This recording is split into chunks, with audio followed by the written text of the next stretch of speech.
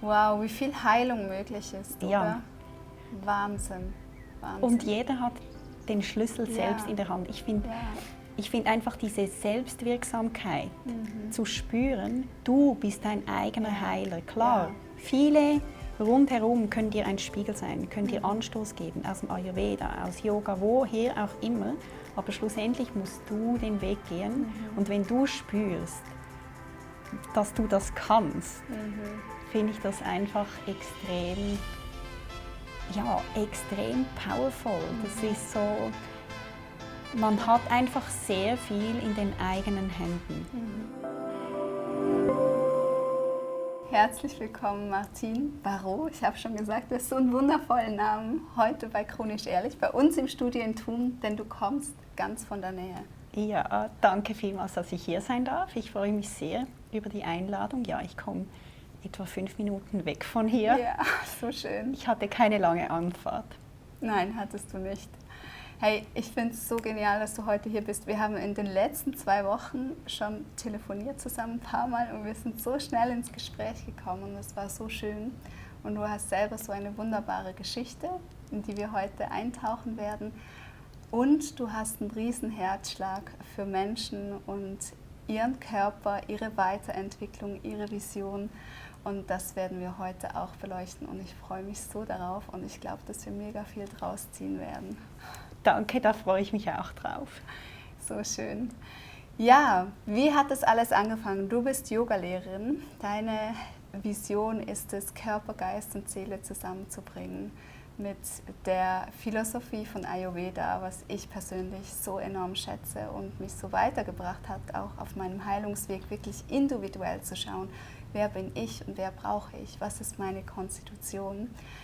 Und bei den Spezialisten, und du bist heute als Spezialistin hier, nimmt es mich immer so wunder, wie ist man denn zu diesem Weg gekommen? Weil nichts passiert einfach so, gerade im Zusammenspiel mit Gesundheit. Meistens war irgendwas und es hat einen wie auf den Weg geführt.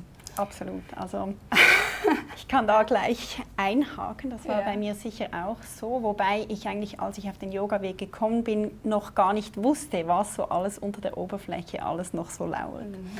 Also es war so, dass ich etwa mit 25 zu Hause bei meinem Vater ein Buch entdeckt habe. Das hat geheißen, in 30 Tagen Yoga.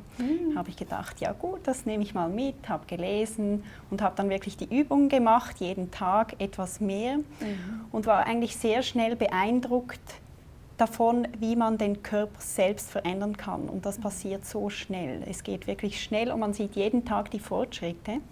Und es ist eben nicht nur im Körper, es betrifft auch die Stimmung. Ich war wirklich so sehr bei mir, in mir, sehr präsent und ich habe einfach gemerkt, wenn ich das mal einen Tag nicht gemacht habe, dann war der Tag auch anders. So habe ich mit Yoga begonnen. Wow. Also eigentlich autodidaktisch, kann man sagen.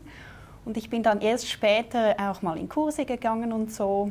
Und es war eigentlich eben gerade so um 25, als ich auch das Studium beendet habe an der ETH. Und da habe ich mich gefragt, ja okay, wie weiter? Also ich habe Neurowissenschaften studiert, das ist eine Fachrichtung von Bio, weil mich allgemein einfach der Mensch, das Leben, die Natur interessiert hat. Und da habe ich mich gefragt, okay, in welche Richtung geht es weiter? Naturheilkunde hat mich sehr interessiert und dann habe ich eben dieses Yoga entdeckt und habe da auch ein bisschen weiter geschaut, habe die Yoga-Uni entdeckt und mal die Unterlagen kommen lassen und dann für mich so entschieden, ich werde das machen, aber ich bin noch zu unreif. Also ich habe wie irgendwie mit 25 gespürt, für diesen Weg ist es für mich noch zu früh, da wirklich so in die Tiefe einzutauchen. Ja. Und später habe ich dann auch gemerkt, warum. Und also ich habe dann die Broschüre in den Händen gehabt, ich habe auch telefoniert mit dem Leiter und ich wusste, ich werde das tun. Es war für mich klar. Aber ich hatte auch nicht so das Bedürfnis, eben gerade zu wissen, wann. Ich wusste einfach irgendwann. Ja. Und dann später, also ich habe dann in der Pharmaindustrie gearbeitet, also eigentlich wollte ich in die ganzheitliche Pharmaindustrie, Vogel etc., aber da hat es gar nichts. Da habe ich gedacht, ja gut, die klassische schulmedizinische Pharmaindustrie, um das Handwerk zu lernen und mich dann später in einem ganzheitlichen Bereich selbstständig zu machen. Das war für mich so der Weg. Und dann später, schon als ich hier in Thun war, ich komme ja ursprünglich aus Zürich, ging ich ins Yoga, als ich mit dem zweiten Kind schwanger war, ins Schwangerschafts-Yoga zu Trix Hausherr, und sie hatte eben in dieser Yoga-Uni auch Yoga studiert. Und hatte dann bald mal gesagt, also es ist dann auch nach der Schwangerschaft weitergegangen, ja, du musst unbedingt mal dorthin. Und die haben dort so ein Pfingstseminar, bin ich hingegangen und ich wusste da, okay, ich werde da mal sein, einfach wenn die Zeit reif ist. Bin nach Hause gegangen, auch im Geschäft habe ich davon erzählt und es haben mir alle gesagt, ja, dann mach das. Mein Mann hat gesagt, mach das doch jetzt, warte nicht, bis die Kinder erwachsen sind.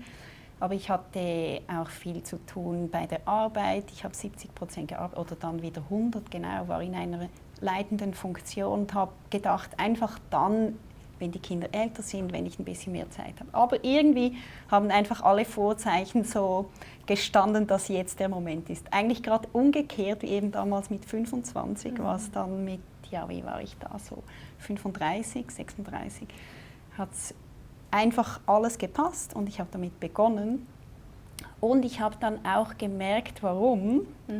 Weil es kommt halt, also im Yoga wird sehr viel freigelegt, sage ich mal. Ich meine, es speichert sich ja alles irgendwie im Körper. Deine ganze Lebensgeschichte hast du ja irgendwie in dir.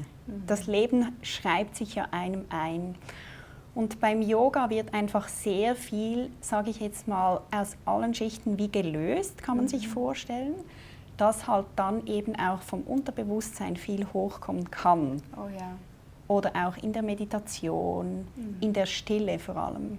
Also das Bewegen hilft schon auch, die Blockaden zu lösen, und in der Stille kann dann gespeicherte Energie eigentlich sich freisetzen. Und da hatte ich wirklich auch so ein paar so einschneidende Erlebnisse, wo ich wirklich dann zurückgedacht habe und gewusst habe, ja, mit 25 wäre ich nicht bereit gewesen. Und wie hat sich das angefühlt? Also wie kann man sich das vorstellen? Du bist in einer Übung im Yoga und dann kommt eine Emotion, also muss man weinen, oder ist es wie ein Backflash? Ah, das war doch mal. Also bei mir war es so gut, in der Meditation sind schon so ein bisschen so wie Bruchstücke hochgekommen, wo ich gedacht habe, okay, mein Umgang mit Männern war so damals einfach das Thema, und da konnte ich das schon einordnen für mich und war auch so recht fasziniert, wie eben in der Meditation, das war Vipassana, wie einem da einfach Dinge und Zusammenhänge klar wurden. Ja. Einfach so aus dem Nix, auch in Träumen. Und dann später war es zum Beispiel in einer Shavasana, in einer Endentspannung, wo plötzlich das Gefühl hochkam von einer Vergewaltigung. Also es kann eben auch wie so ein Backflash sein. Und dann habe ich das abgestoßen, habe gesagt, nein. Also ich habe wie innerlich geschrien und dann gemerkt, nein, das bin nicht ich. Ich stoße das weg und wollte das, habe dann noch gedacht, ja, das gehört nicht zu mir. Und dann aber realisiert, ja, es gehört trotzdem zu mir. Ich muss dem nachgehen, bin dann natürlich also in der Familie nachgegangen, okay, wie war dies, wie war das, und ja, so haben sich die Puzzleteile eigentlich eins nach dem anderen aufgedeckt. Und es ist einfach ein Stein ins Rollen gekommen, wo man dann auch auf verschiedenen Ebenen wieder angeht. Also ich habe dann das klar im Gespräch mit meinen Eltern versucht auch zu lösen. Da kam schon mal sehr viel Wut hoch und dann aber auch begleitet in einer anderen Therapie. Und das Yoga hilft eigentlich sehr einfach, das Bewusstsein dafür zu entwickeln und mit Achtsamkeit das anzuschauen und auch sich als Beobachter sehen. Das nimmt einem so, man ist nicht so involviert. Man beobachtet seine Gefühle, man lässt es zu. Also es tönt jetzt total einfach, ist natürlich auch anstrengend. Und du hast gesagt, ja, kommen da Tränen, da kommen natürlich auch Tränen. Und ich empfinde es immer so, ich kann wie das Fenster öffnen oder die Türe öffnen und reinschauen, wenn ich will. Und es braucht ein bisschen Ressourcen dazu. Man braucht Zeit, man braucht irgendwie so eine innere Stabilität, um das überhaupt zuzulassen. Und dann kann ich reinschauen und dann kommt viel. Dann spüre ich viel, dann kommt viel hoch, dann weine ich viel, dann, das muss einfach raus. Und dann kommen auch Bilder oder ja, eigentlich habe ich das Gefühl, man wird dann auch so ein bisschen, also es passiert einfach dieser Prozess.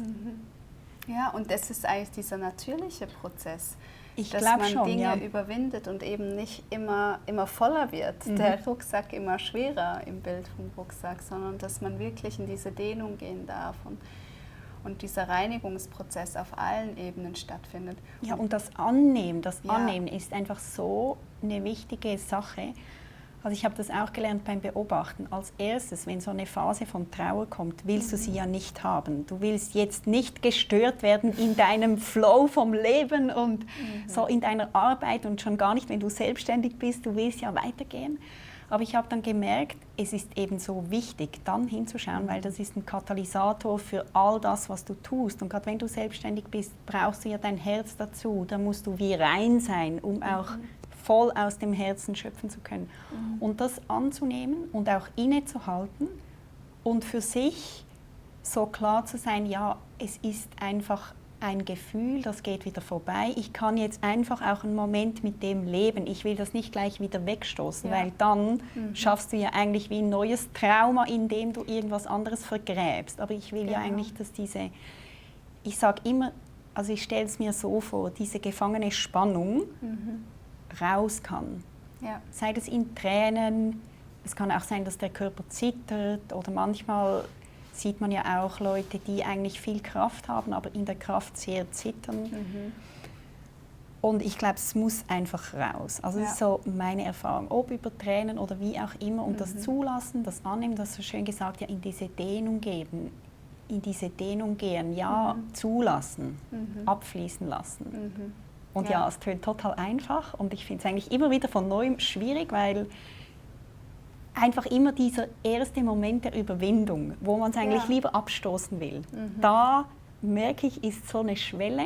Und wenn du dann akzeptierst, dass so eine Phase ist und du jetzt einfach das andere ein bisschen beiseite stellen sollst, um reinzuschauen in dich, dann ist es wieder okay, finde ich. Ja.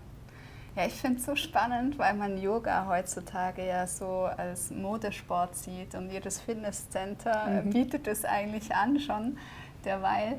Und dabei ist es aus einer ganz tiefen Philosophie entstanden. Ayurveda, die Philosophie des Wissens, des Nachforschens, des wirklich Hinschauens. Wer ist man, von wo kommt man, was hat einen geprägt, wo ist man aus dem Ungleichgewicht?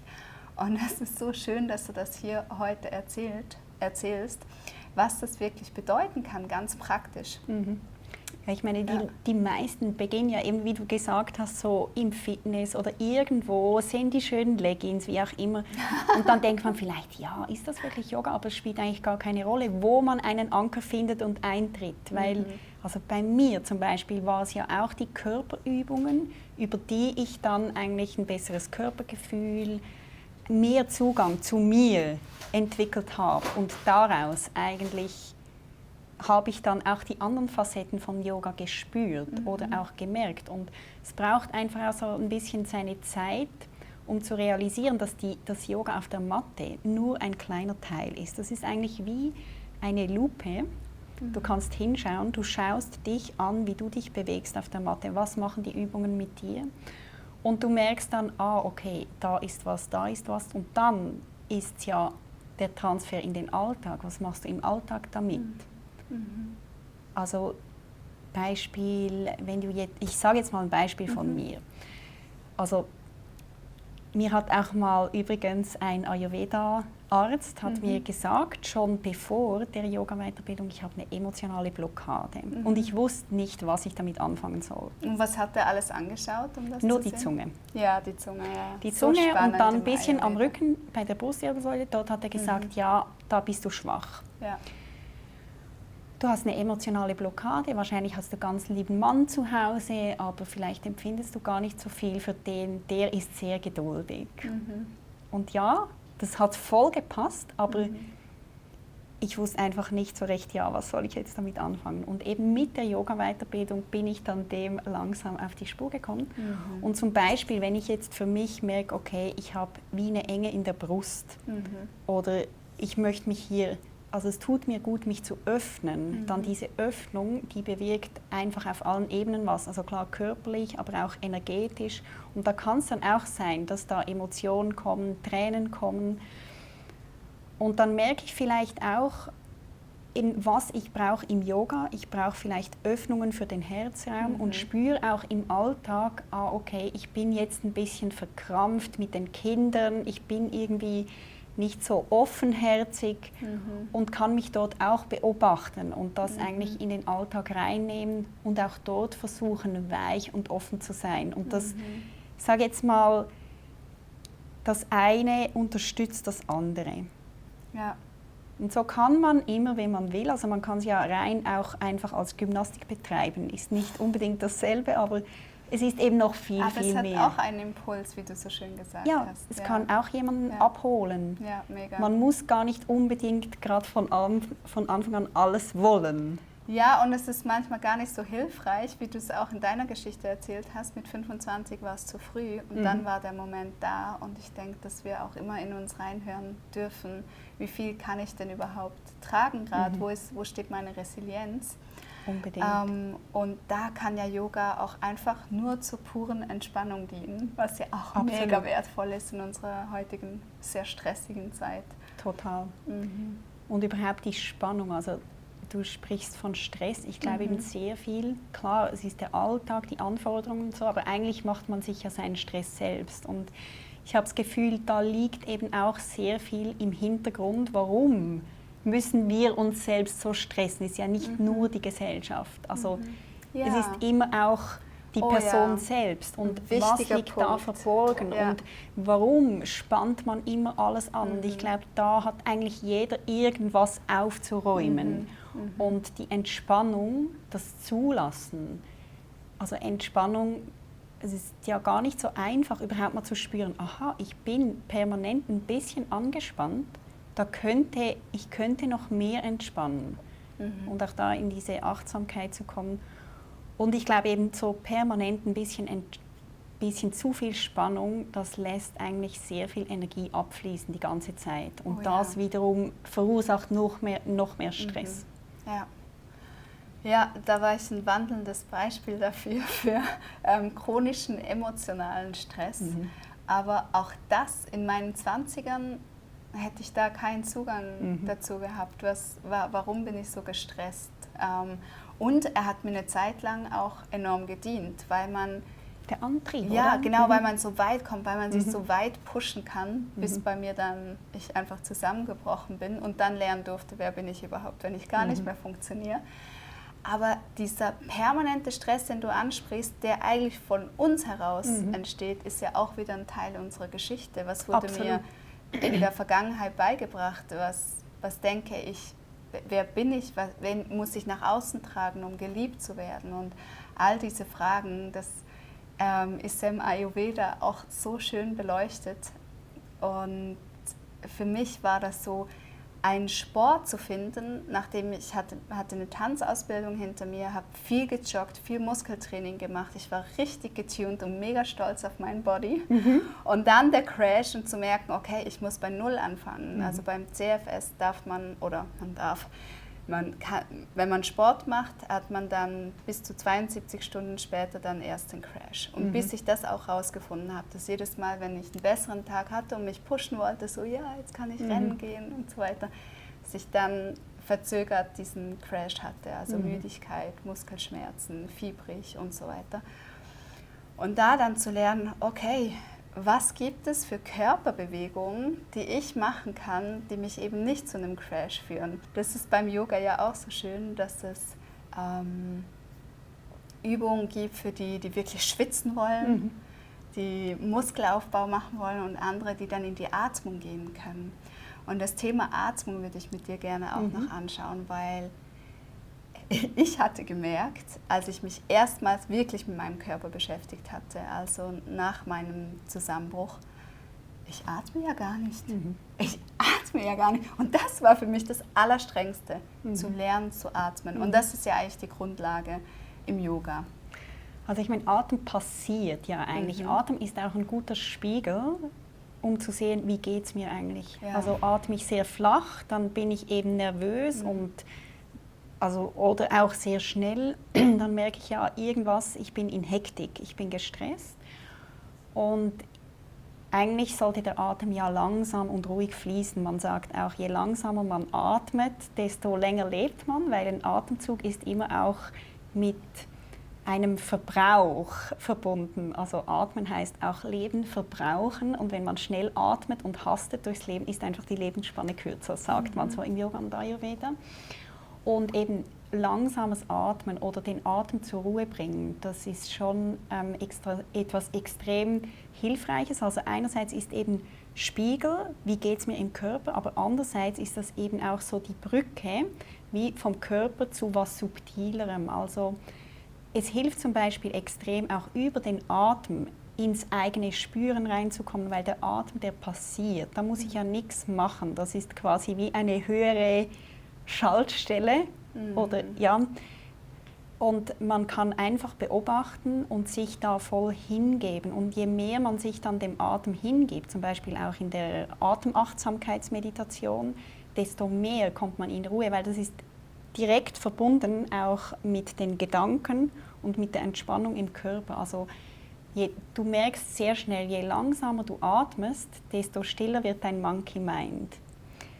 Und so spielt natürlich die Atmung im Ayurveda, aber auch natürlich im Yoga eine riesengroße Rolle.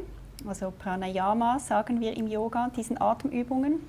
Und die helfen auch sehr, die können auch sehr helfen, so emotionale Spannung loszuwerden, vor allem auch so um den Atemraum, Herzraum. Und da speichern wir auch sehr viel Stress. Also wir haben da so einen Muskel, der über das Bein geht, also schön über bei der Leber vorbei, Iliopsoas, genau. Das ist eigentlich der Emotionsmuskel, kann man sagen. Der verspannt extrem schnell, wenn wir unter Stress sind oder unter emotionalem Stress, spielt keine Rolle, welcher Stress. Dann verkürzt der und dann sind wir auch schon so in einer solchen Haltung, können gar nicht mehr das volle Atmen. Und zum Beispiel Kapalabhati, wo man so ganz schnell ausatmet oder ein bisschen stoßartig und dann wieder passiv ein, das löst hier die Spannung.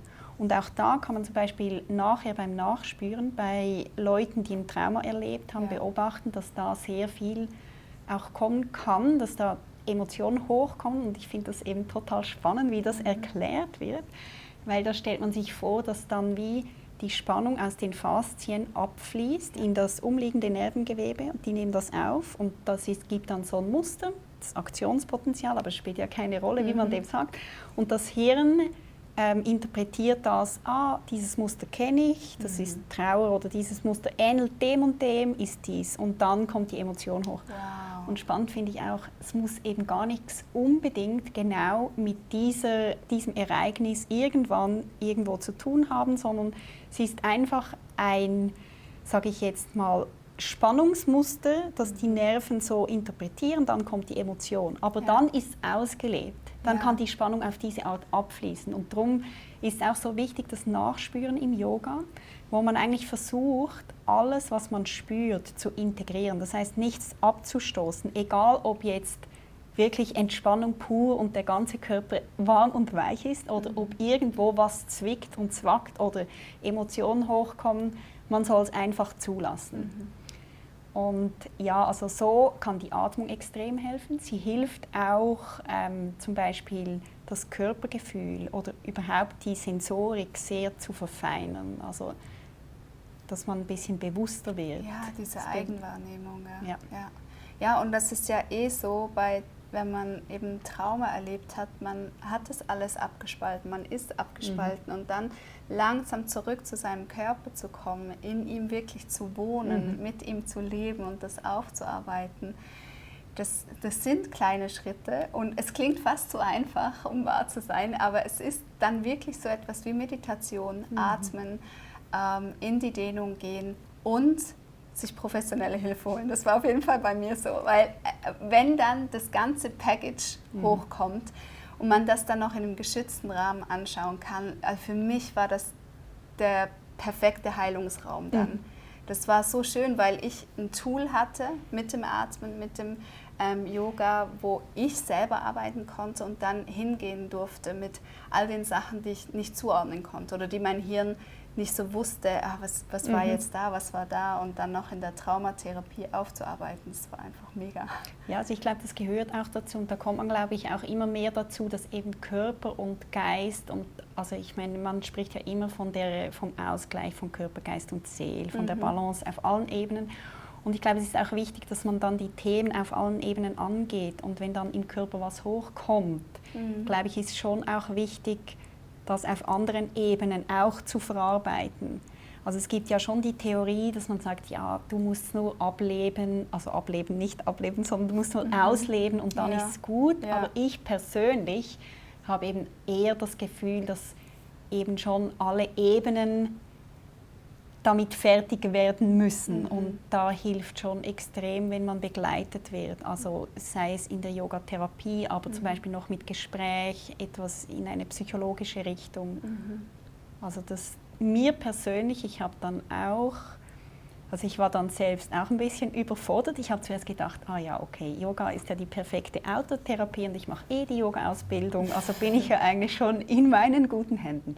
Habe dann aber gemerkt, ja, also das habe ich wirklich gedacht, und ich wusste auch, ja, welche Chakren, das sind die Energiezentren, welche Chakren blockiert sind, und wusste eigentlich auch, wie ich die wieder harmonisieren kann. Aber ich habe einfach gemerkt, ja, es gibt einen Punkt, wo ich selbst nicht weiterkomme. Da brauche ich irgendwie noch so wie ein bisschen einen Anstoß. Ich meine, klar, den Weg geht man immer selbst, aber wie du sagst, das aufgefangen fühlen oder sich begleitet fühlen, ich glaube, das ist gerade bei Traumapatienten sehr wichtig, um eben sich dann nicht alleine zu fühlen oder alleine gelassen mit dem, ja, um dem vielleicht auch durch die Präsenz von jemand anderem, es kann ja auch der Partner oder so sein, noch mehr Raum zu geben. Ja, und du hast es auch so schön gesagt, ja, den Körper wieder entdecken oder sowas in diese Richtung hast du gesagt. Eben, wenn man gar nicht unbedingt sich selbst war. Ich habe zum Beispiel früher immer gedacht, ja, okay, ich bin immer guter Laune, ich bin immer eigentlich so in der Mitte, oder? Es geht mir nie schlecht, es geht mir jetzt aber auch nicht irgendwie, also ich habe immer gefunden, ja, es geht mir eigentlich immer gut. Bis ich dann eben gemerkt habe, aha, das bin eigentlich gar nicht wirklich ich. Da steckt noch sehr viel eben unter der Oberfläche und eigentlich funktioniere ich ein bisschen automatisch. Aus Schutz natürlich auch, aber das bin gar nicht ich. Und dann die Reise zu sich selbst so anzutreten und auch voller Freude. Ich will auch den Leuten Mut machen, das zu tun, weil was gibt es Schöneres im eigenen Leben, sein Leben wirklich zu leben, aber da musst du ja spüren, wer du bist. Und also ich bin ja immer noch auf der Reise und ich glaube, niemand ist irgendwann am Ende seiner eigenen Reise, und das ist auch sehr spannend, aber da immer wieder zu entdecken, aha, das bin auch ich und das bin auch ich. Es kann ganz einfach sein, in Dehnungen, wie du gesagt hast, in Bewegungen zu spüren, wer du bist. Und dann lernst du neue Facetten von dir kennen.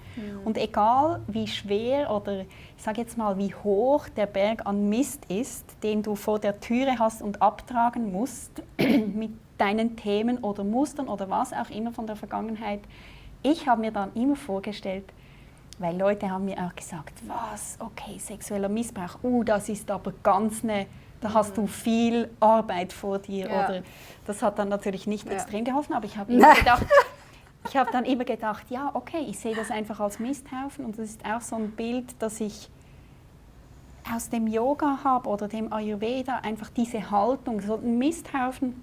Und wenn du da den Mist abträgst, eine Schaufel um die andere in den Garten, dann kann dort ein schöner Apfelbaum wachsen. Und irgendwann wird es dann Zeit für den Apfelbaum und einfach gehen, egal wie hoch dieser Mistberg ist. Und dann bist du vielleicht zum Teil total überrascht, wie schnell das geht. Also ich war zum Beispiel überrascht. Also ich wusste, also ich konnte meiner Mutter vergeben. Es hat wirklich sehr viel geklärt. Ich hatte immer mit meiner Mutter früher so ein eisiges Verhältnis, habe sie auch angesprochen, und wir waren wie zwei Magnete, die sich abstießen. Und ich habe mich immer gewundert, warum. Und es war natürlich nie so ein Gefühl von, zu Hause bei der Mutter sein. Und ihr konnte ich eigentlich relativ bald vergeben und ich wusste auch, ich kann irgendwann meinem Vater vergeben, aber natürlich wusste ich nicht wann. Also ich habe einfach wie ein Bild von mir gesehen mit strahlenden Augen, ich wusste, ich konnte meinem Vater vergeben. Und ja, dann, jetzt habe ich ein bisschen den Faden verloren, ich weiß gar nicht mehr, was wollte ich schon wieder sagen. Ja, du warst von dieser Reise, von diesem Mist abtragen. Genau, wie schnell das geht. Ja, genau, wie schnell das geht. Also das haben wir alle gesagt, ja, das ist ein langer Weg. Und ich wusste eben, ich kann ihm irgendwann vergeben. Also das war vielleicht auch so ein bisschen meine Motivation, einfach weiterzugehen. Oder wie du gesagt hast, ich glaube, ich bin auch ein Typ, ich habe viel Ausdauer. Du hast ja auch gesagt, ja, du konntest gehen und so. Und ich glaube, wenn man immer, ich habe auch festgestellt, ich war wahrscheinlich immer allem ein bisschen davon gerannt und dadurch gut in Form, sage ich mal, aber immer ein bisschen unter Spannung. Und das hat mir jetzt in diesem Sinne auch ein bisschen geholfen, um dran zu bleiben. Einfach weiter dranbleiben, die Ausdauer, die habe ich. Und dann habe ich plötzlich auch gemerkt, ja, jetzt bin ich bereit und dann, also es ist auch noch so ein Vergebungsritual, so ein hawaiianisches, das mir da geholfen hat, Ho'oponopono, genau. Und das habe ich mal früher auch, hat Tricks davon erzählt. Und das kommt dann alles zur richtigen Zeit wieder hervor und hilft einem in diesem Moment dann eben die weiteren Schritte zu gehen. Und da war ich selbst total erstaunt, was das bewirkt. Und eigentlich trotzdem, wie schnell jetzt der Schritt der Vergebung gekommen ist. Also es ist natürlich noch nicht das Ende von allem, eben die Reise geht immer weiter. Aber ich war dann einfach selbst auch so, wow, so überrascht eigentlich auch, aber auch nicht überrascht. Also ich konnte es wie fast gar nicht glauben, aber es war ja so. Und also das Verhältnis hat sich auch gerade total geändert. Es war wirklich so eine Transformation von Wut und Hass in reinste Liebe. Und auch wenn ich jetzt das zum Beispiel mit einem meiner Brüder, also nur er ist da eigentlich so ein bisschen eingeweiht, erzählt habe, konnte sich das natürlich nicht vorstellen, dass das geht. Das war für ihn fast komisch, dass jetzt es plötzlich so anders ist. Ja. Wow, wie viel Heilung möglich ist, oder? Wahnsinn. Und jeder hat den Schlüssel selbst in der Hand. Ich finde einfach diese Selbstwirksamkeit zu spüren, du bist dein eigener Heiler. Klar, viele rundherum können dir ein Spiegel sein, können dir Anstoß geben, aus dem Ayurveda, aus Yoga, woher auch immer. Aber schlussendlich musst du den Weg gehen. Und wenn du spürst, dass du das kannst, finde ich das einfach extrem powerful. Das ist so, man hat einfach sehr viel in den eigenen Händen. Ja, ich denke, der eine entscheidende Moment ist auch immer, wenn man merkt, oh, jetzt kommen Gefühle hoch und man hat aber jahrelang das eben abgespalten. Da ein Ja dafür zu finden. Was hat dir da geholfen? Gab es für dich wie keine andere Wahl? Ja, das darf jetzt sein. Hat es Sinn ergeben oder wie hast du da ein Ja formulieren können? Also es war wirklich schwierig, vor allem eben gerade auch aus der Erfahrung von der Shavasana, wo das so heftig kam. Da habe ich wirklich zuerst gesagt, nein, das lasse ich jetzt nicht zu. Und dann ist es ein Prozess, man lässt immer ein bisschen mehr zu und man merkt auch im Zulassen, klar, es tut weh. Es kann auch körperlich schmerzen, wirklich schmerzen. Aber am Ende, also mir hat auch geholfen einfach die Vorstellung, es war in der Vergangenheit. Also was dann war, kann ja jetzt nicht mehr schlimmer werden in dem Sinn. Es kann ja nur noch besser werden und es war aus irgendeinem Grund so. Ich war ja auch Teil davon. Also ich will das jetzt auch nicht herunterspielen, aber und das war einfach so, wie es war. Das gehört zu meiner Geschichte und jetzt geht es einfach darum, das anzunehmen. Weil ohne Annahme komme ich nicht zu mir. Und diese Vorstellung, die hat mir schon mal sehr geholfen, weil vielleicht gibt es ja einen Grund, karmisch, sage ich jetzt mal, warum ich das erlebt habe. Also wahrscheinlich gibt es ja einen Grund. Oder ich habe mir das einfach so vorgestellt. Und ja, das auch nicht schon da das nicht abstreiten wollen und in eine Opferhaltung fallen, ja, ich bin ja das Opfer, ich bin die Arme, sondern es ist einfach so, wie es ist. Es sind Gegebenheiten, wo Leute zusammentreffen und das passiert. Und jeder trägt auf seine Art seinen Teil dazu bei. Woher auch diese kamen, ist eigentlich egal. Es war einfach da. Und jetzt geht es auch nicht darum, noch weit in die Vergangenheit zurückzuschauen, sondern es ist einfach da und muss einen fürs Morgen rein theoretisch nicht mehr tangieren, wenn man es annimmt. Aber wenn man, also das tönt jetzt natürlich im Kopf alles sehr einfach, ich weiß schon, so einfach ist es ja nicht, aber mir hat diese Vorstellung schon auch sehr geholfen, auch so aus der Wuthaltung rauszukommen, wo ich doch auch gemerkt habe, ich fühle mich als Opfer. Warum und wieso? Aber eigentlich muss ich mich nicht als Opfer fühlen.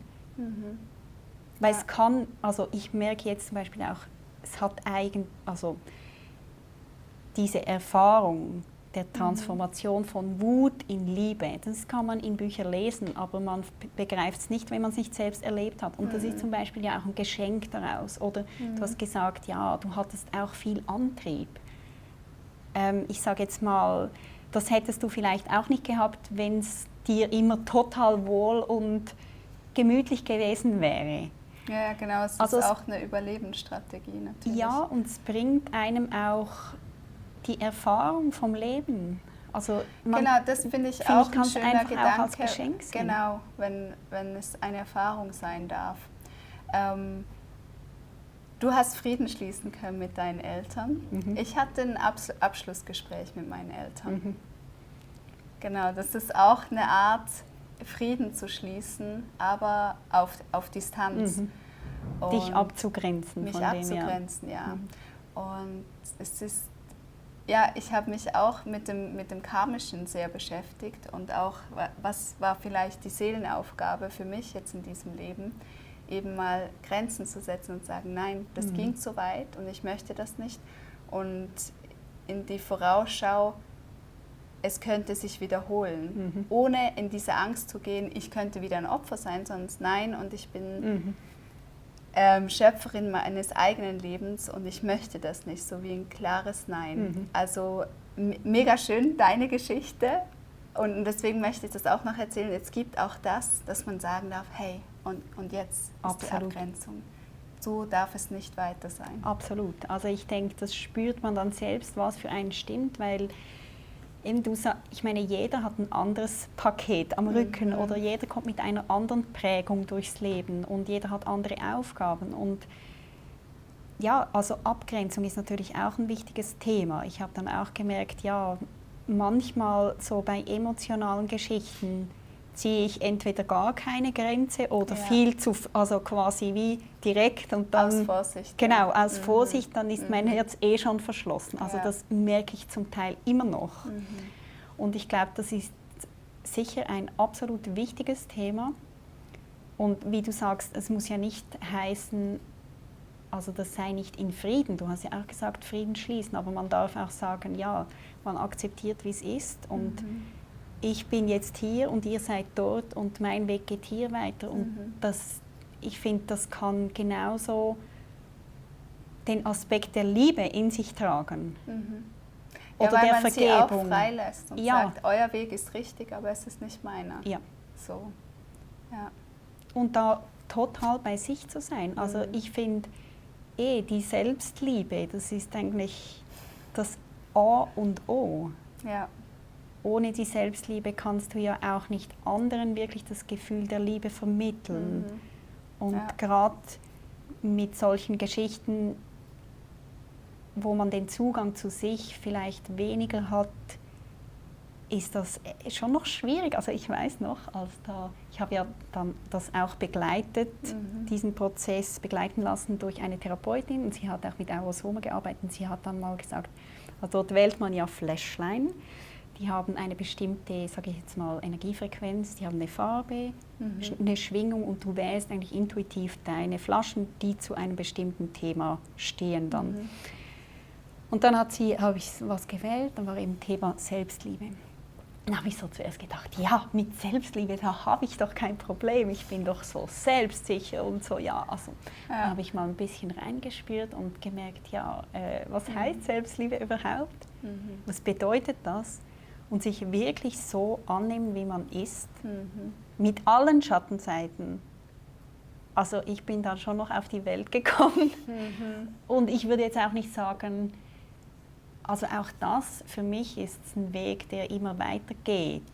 Ja, unbedingt, weil es kommen so viele neue Situationen. Also du hast ja auch Kinder. Bei mir ist es, je nachdem in welcher Phase sie sind, ist es so schwer, bin ich so herausgefordert oder komme in eine Enttäuschung oder in Wut, was halt in der Erziehung alles so passieren kann. Und dann zu reflektieren, eigentlich bin ich unzufrieden oder eigentlich fühle ich mich angegriffen und dann zurück zu mir zu kommen und da aufzuräumen, anstatt die Kinder zu verändern. Also das ist für mich so die größte Aufgabe, wo ich noch täglich daran arbeite und Versagen annehmen darf und wachsen darf. Also. Geht mir genau gleich. Also wirklich auch gerade aktuell, wo ich merke, dass ich sehr schnell zum Beispiel, mich stört sehr schnell, wenn die Kinder streiten. Und ich habe jetzt gemerkt, ja, es liegt nicht an ihnen, weil sie müssen ja auch lernen, miteinander umzugehen. Aber wenn ich gerade in der ersten Sekunde sage, ja, hört auf oder was auch immer, dann ist eigentlich mein Problem. Und ich habe gemerkt, ich bin einfach, also das spiegelt ja immer so einen Punkt, wo man selbst noch an sich arbeiten kann. Und gerade da habe ich gemerkt, ich bin sehr harmoniebedürftig oder wenn es eben emotional für mich schwierig wird, wie zum Beispiel Streit, dann will ich das einfach weghaben. Genau, ja, das kenne ich so gut. Und dann denke ich wieder, ja, aber ich bin ja eigentlich immer an dieser Arbeit dran und ist das immer noch so ein Thema? Ja, ist und es? Ja, es ist. Je nach Umfeld, wo man sich befindet. Ja. Und ja, es darf auch sein. Also überhaupt finde ich, jeden und jede, die man trifft und irgendwas in einem anpiekst, wenn du dich an irgendjemandem störst, dann heißt es ja, irgendwas in dem schwingt bei dir an, wo dich selbst noch in dir stört. Genau. Sonst würde es dich ja nicht stören, das würde an dir vorbeirauschen. Ja. Und ich finde, das sind auch spannende Erkenntnisse. So ist eigentlich jede Lebenssituation ein Meister. Ja, mega. Und ja, eben, total. Also ich meine, Yoga für mich heißt eigentlich der Weg zu mir. Und darum ist es mein Lebensweg. Ich sage jetzt mal, Yoga ist mein Leben. Und ich glaube, ich lebe das wirklich auch einfach so. Also man braucht ja auch nicht viele Bücher dazu, sondern man kann das einfach leben. Und ich finde das total spannend, eben sich immer wieder neu quasi zu entdecken. Und ich möchte damit eigentlich mit meinen Yogastunden oder in der Yogatherapie auch weitergeben, dass man mutig sein darf, sich auf seinen Weg zu machen. Ja. Und ich meine, wenn wir über Gesundheit sprechen, dann finde ich, dass eben auch das A und O eigentlich heißt ja auch der Weg zu sich, heißt für mich auch Heilung. Das heißt für mich ganz werden. Und ganz werden heißt vollkommen gesund sein. Also wenn ich irgendwas abspalte von mir oder wenn ich jetzt mit alten Mustern durch die Gegend laufe und irgendwie in einem Automatismus funktioniere, dann lebe ich nicht ganz nach meiner inneren Natur. Also irgendwann werde ich das spüren, gesundheitlich, dass ich das auch merke. Genau. Und ja, je mehr man sich selbst ist, auf allen Facetten so annimmt, wie man ist, desto mehr ist eigentlich Gesundheit auch eine Nebensache. Also eine Nebenwirkung eigentlich. Und wenn man halt, also jeder ist ja irgendwie auf dem Weg und ich glaube, wenn in der Gesundheit irgendwas nicht ganz stimmt, hilft einem das eben, den Weg wieder zu sich zu finden. Auf der anderen Seite braucht es ja auch eine gewisse Grundgesundheit, damit man die Ressourcen hat, überhaupt hinzuschauen. Also irgendwie ist für mich Gesundheit so ein bisschen die Voraussetzung, um zu sich zu finden, noch mehr, aber gleichzeitig beflügelt es eben dann auch die weitere Gesundheit. Genau, ja. Also ich glaube, ich hätte nie so viel in meinem Leben umgesetzt, wenn ich nicht so schrecklich im Ungleichgewicht gewesen wäre. Ja, glaube ich auch. Weil das gibt so viel Power. Man sagt ja auch, Krisen sind eigentlich Ein Schleifstein, gell? Schleifstein, und es bringt dann spirituelles Wachstum oder nicht nur spirituell, also es bringt einfach Wachstum hervor. Das merkt man auch in der Zeit jetzt, es passiert so viel, es wird so viel abgeschliffen und Neues darf entstehen, das ist genial. Total, und das Abschleifen, das tut halt manchmal ein bisschen weh. Ja, kann einem auch Angst machen, aber es ist okay. Ja, aber wenn man merkt, ja, es tut einem vielleicht weh, aber es bringt einem nicht um. Ja, genau, guter Punkt. Das ist so, ja, es geht dann weiter und es ist eigentlich wie eine Erfahrung mehr. Ja, genau. Aber so schön. Und das Schöne an deiner Arbeit ist, du machst es für viele zugänglich. Und du hast du bist Initiantin von einem Anlass. Und ich finde es so cool, dass du da eben nicht nur Yoga, sondern auch Nachhaltigkeit und Gesundheit positionierst. Also man merkt da auch in diesem Aufwachprozess, wenn man merkt, wer man ist, merkt man auch, was einem eigentlich wichtig ist, eben wie Nachhaltigkeit. Total. Und diese Wertschätzung der Gesundheit gegenüber. Ich meine, man ist eben nicht alleine, man ist in dem Umfeld, man ist mit allem verbunden. Also wenn ich die Natur ausbeute, kann es mir ja dabei nicht gut gehen, weil ich bin ja auch Teil der Natur. Oder ja, wenn ich streite, geht es eigentlich mir nicht gut, weil in mir kommt die Wut hoch. Also, und die Ausbeutung der Natur ist ja eigentlich auch ein Akt, der aus mir, der Zerstörung, die eigentlich in mir ist. Also eigentlich ist das rundherum alles ein Spiegel und ja, wir sind ja mit allem verbunden. Wir sind aus der gleichen Substanz, energetisch überall alles verbunden. Und wenn es dir schlecht geht, dann tangiert das mich eigentlich auch. Und ich finde so, ja, das Yoga bringt einem eben auch diese Achtsamkeit, dass man dann merkt, okay, und was esse ich überhaupt? Okay, biologisches Essen ist mir wichtig. Oder was streiche ich mir auf die Haut? Natürliche, biologische Öle sind jetzt zum Beispiel mir persönlich wichtig. Oder eben, was konsumiere ich sonst, auch medienmäßig? Also es ist eigentlich alles, hat einen Impact auf einen. Und man muss nichts konsumieren, wenn man nicht will, aber man soll eben von mir aus gesehen auch sehr achtsam achtsam handeln, achtsam konsumieren. Ja, und darum ist das alles irgendwie miteinander verbunden. Und darum so ist zum Beispiel auch Yonamo entstanden. So schön, ja. Also, ja, erzähl etwas davon. Ja, okay. Ich habe es ja erst seit kurzem entdeckt, sonst sage ich noch. Ja. Ich habe es erst seit kurzem entdeckt und dass es auch hier in der Nähe stattfindet. Und dass du die Initiatin davon bist. Und deswegen haben wir angefangen zu telefonieren und uns auszutauschen. Ich habe gesagt, komm unbedingt vorbei, wir müssen darüber sprechen, weil das so vielen Menschen auch einfach helfen wird, erstens mal Gleichgesinnte zu finden und dann auch einfach sich inspirieren zu lassen und neue Schritte zu gehen und sich einfach mal was Gutes zu tun. Also das ist genau die Idee. Also Yonamo ist eigentlich vor 5 Jahren geboren.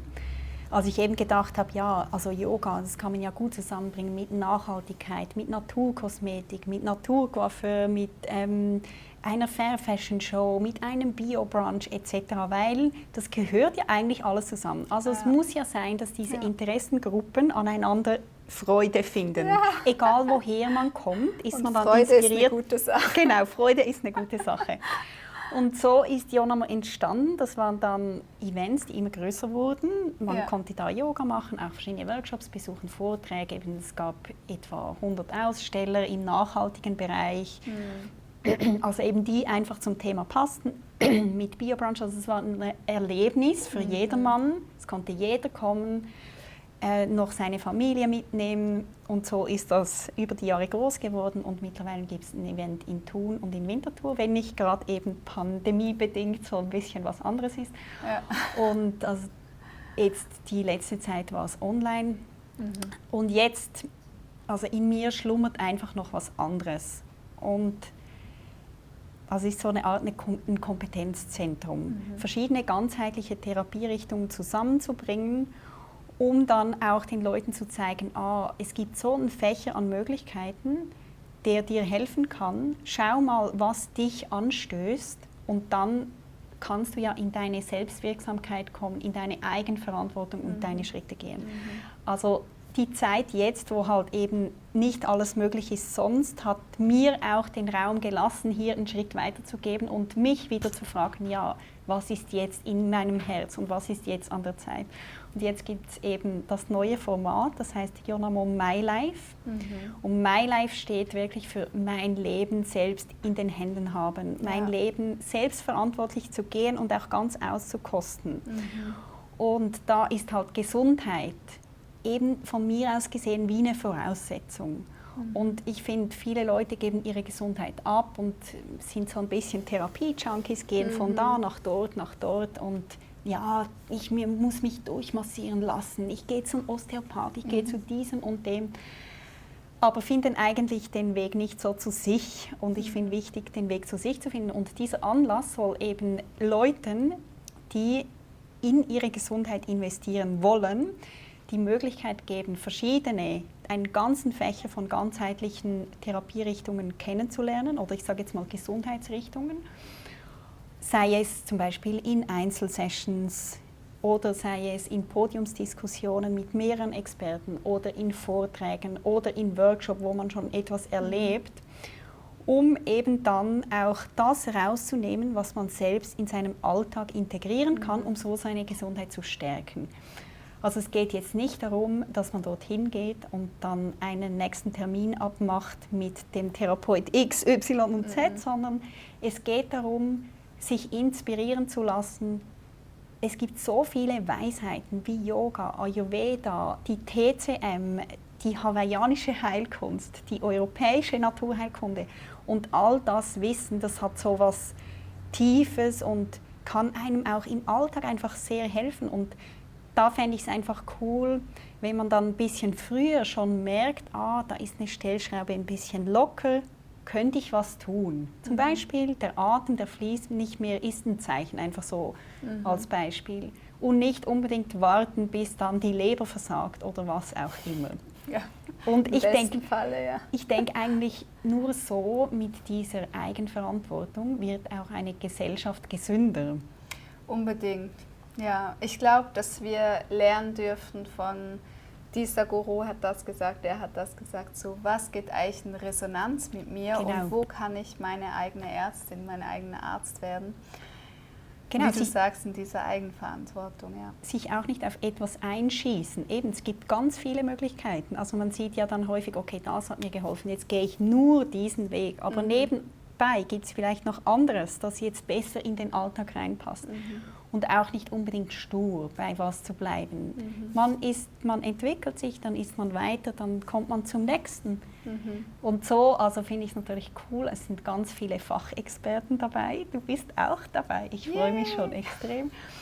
Und ich finde halt auch, also ich finde rein nur schon die Stimmung, wenn Leute, die ihren Weg gehen, das den anderen Leuten mitgeben, sei es im Vortrag, Podiumsdiskussion, was auch immer, weil die Leute, die einen solchen Weg gewählt haben, machen das häufig wirklich voll aus dem Herzen. Und nur schon das so mitzugeben, ist einfach eine große Inspiration auch für die Teilnehmer, nebst dem Fachlichen, das sie sowieso mitkriegen. Und dann ist man halt auch so in dem Netz von spannenden Leuten, die auch sehr an Gesundheit interessiert sind, von den ganz verschiedensten Aspekten. Und das kann einfach so fruchtbar sein. Ja.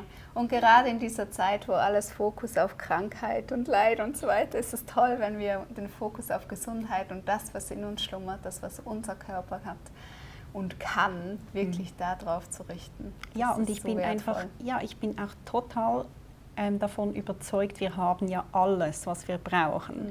Im Biostudium, da merkt man, hey, es ist so wahnsinnig, wie der Körper einfach funktioniert. Alles ist am richtigen Ort und funktioniert zusammen. Wir haben alles, das wir brauchen. Ja. Und es ist ein Riesengeschenk. Und wir müssen eigentlich nur den Weg zu dem wieder freilegen oder finden. Ja. Und da freue ich mich sehr. Also es findet ja auch an einem schönen Kraftort statt, im Delta-Park. Genau. So zwischen Niesen und Stockhorn und direkt am See ist wirklich sehr schöne Kraftregion. Und ja, es ist schon bald. Ja, wir werden natürlich die Details auch unten im YouTube-Beschrieb reintun, damit alle, die interessiert sind, dann teilnehmen können und dich sprechen hören und ich darf auch noch meinen Beitrag leisten. Ich freue mich mega drauf, das wird so schön. Endlich und auch eben mal was in der Umgebung. Also ich habe eigentlich, sage ich jetzt mal, eine Nebenrolle. Ja. Klar, ich bin Organisatorin, aber sonst, und ich moderiere zusammen mit dir die Podiumsdiskussionen, aber sonst bin ich eigentlich da wie total im Hintergrund. Also es sind die vielen, vielen Fachexperten, die da die Hauptrolle spielen und die ihr Ding reingeben. Und diese Vielfalt, die macht es dann auch aus, dass eben jeder seines finden kann, was ihm passt. Von ich höre einfach zu ich erlebe oder ich spreche wirklich mit einer Fachperson in einem 30-minütigen Einzelgespräch und kann auch schon mal was ganz Persönliches auspacken. All Mega. das ermöglicht. Also ja, so ich hoffe dann. Ja. Und ich finde das immer so schön, Martin, zu sehen, welche Reise es oder welche Fahrt es aufnimmt. Also du hast deine Reise im ganz Kleinen begonnen, hast auf dich gehört, bist dann im Yoga, es braucht noch Zeit, dann noch mal rein und jetzt darf so was Großes daraus entstehen. Das ist für die ganze Welt so heilsam. Und wenn jeder Einzelne von uns das macht, das wird, ich sage immer, wenn wir in der Liebe leben, das wird die geilste Pandemie der Welt. Total. Wenn die Liebe rausgeht und Total. das Positive. Also ich sehe das immer so, dass je mehr Leute wirklich sich selbst sind und ihre Talente, ihr Potenzial leben, und kein Talent ist dasselbe. Du hast ein anderes wie ich kann dir mit meinem helfen und du mit deinem. Also ich kann auch nicht alles selbst regeln. Darum ist ja in einer Gesellschaft auch jeder vom anderen ein bisschen, also kann profitieren. Das klingt jetzt etwas ökonomisch, aber du weißt, wie ich es meine. Und so entsteht auch kein Neid, weil wenn ich voll bei mir bin, warum sollte ich neidisch sein auf jemand anderen? Ich bin ja mich selbst, ich muss ja nichts anderes sein. Und ich glaube, da hätten wir wirklich, also es ist sehr idealistisch, eine total friedliche Welt. Idealistisch ist ein und anderer jeder kann, positiv. Ja, jeder kann sein, wer er ist. Und ich glaube auch, dass jeder seinen Platz hat, dass es Unbedingt. eigentlich ideal Das aufgeht. Ja, so. Da bin ich total überzeugt davon, ja. Und das ist irgendwie so, das ist immer schon so bei mir im Kern drin. Und wenn ich mich das sprechen höre, denke ich immer, ja, das ist ja total idealistisch, Martin. Na, und? Aber es treibt mich trotzdem immer in diese Richtung an. Ja. Ja, weil ich wie gut. einfach so überzeugt bin davon. Es gibt genug andere Antreiber, ja, genau. die gehen in eine andere Richtung, also behalt's dir bei, das ist gut. Was würdest du jemandem sagen, der sagt, ja, das mit dem Yoga, irgendwie habe ich da eine Blockade. Ich höre das, man sieht das überall, alle machen das. Was wäre so dein Ermutigungsimpuls für jemanden, der jetzt dieses Video sieht und denkt, soll ich es wagen? Ja, also ich meine, man muss eigentlich, es ist jetzt nicht wie ein Sprung ins kalte Wasser. Das sagen schon viele, oder vor allem die Männer, ich bin total unbeweglich, ich könnte überhaupt nie zu dir ins Yoga kommen. Sage ich, ja, spielt überhaupt keine Rolle, weil die Reise, die ist so individuell. Du bist vielleicht unbeweglich in dem, aber hast sehr viel Kraft und kannst total schnell den Kopfstand. Jemand anders ist total beweglich, kann den Spagat, aber hat keine Kraft im Bauch. Also jeder hat seine eigenen Themen und im Yoga ist es auch nicht so, dass man auf den anderen, auf den Nächsten schaut, sondern man ist einfach bei sich. Man schließt auch viel die Augen, ist bei sich, ist mit sich beschäftigt und ja, man muss sich ein bisschen in das einlassen. Also man sollte sich ein bisschen auf sich einlassen können. Zum Beispiel mein Mann, der hat schon ein paar Versuche gestartet, vor allem wenn noch andere Kollegen Yoga machen wollen, ist er auch dabei. Nach 10 Minuten steht er auf und sagt, so, also jetzt ist genug, so jetzt habe ich es gesehen. Und jetzt für ihn ist es wirklich nichts. Er ist ein Teamplayer, er braucht einen Ball, er ist wie ein junger Hund und das ist für ihn das Richtige. Also es muss auch nicht für jeden das Richtige sein, aber also man verliert nichts, wenn man einfach mal dabei ist und viele merken dann auf so vielen Ebenen, wie ihnen das gut tut. Also einfach mal 2-3 Mal dabei sein und dann merkt man, ist es was oder ist es nichts. Ohne irgendwelche Vorbehalte, ohne das Gefühl zu haben, man hat selbst keine schönen Leggings, weil die spielen überhaupt keine Rolle. Ach, das ist ja aber ist schon wichtig. Ist auch gut, dass du es erwähnst. Das ist ja schon eine Modeschau geworden, so in den sozialen Netzwerken mit diesen Leggings. Sehr, also sehr. Ich meine, ich finde es auch schön, sage ich jetzt mal, nicht schön zu klein. Also ich achte auch darauf, dass ich eben nachhaltige Produkte kaufe. Und wenn man was kauft, muss einem einfach bewusst sein, das ist Ressource der Erde, die verloren geht oder die jetzt in dem drin ist. Aber ich finde, am Ästhetischen darf man ja auch, oder ich habe Freude am Ästhetischen generell. Und ich finde, ja, das darf auch Platz haben, aber es geht einfach nicht darum. Also wenn es das Auge freut, ist es auch okay, aber es ist viel, viel, viel, viel mehr. Ja, als das. Ja. So schön. Vielen Dank, Martin, dass du hier warst. Sehr gerne, danke dir. Ich habe mega viel rausziehen dürfen wieder mal. Wirklich so schön. Danke vielmals. Ja, und vielen Dank, dass ihr auch dabei wart, dass ihr der Geschichte von Martin gelauscht habt und ihren Weg raus, auch aus dem Trauma. Also mega spannend, was Yoga alles so kann, was es loslösen darf. Und ich wünsche dir ganz persönlich auch deine Schritte, dass die leicht fallen dürfen, dass nicht alles immer anstrengend sein muss, sondern dass es auch schnell gehen darf, so wie die Martin es erzählt hat. Und dann freue ich mich auf das nächste Video und die Informationen für die Veranstaltung findest du natürlich unten im Beschrieb. Bis zum nächsten Mal. Ciao!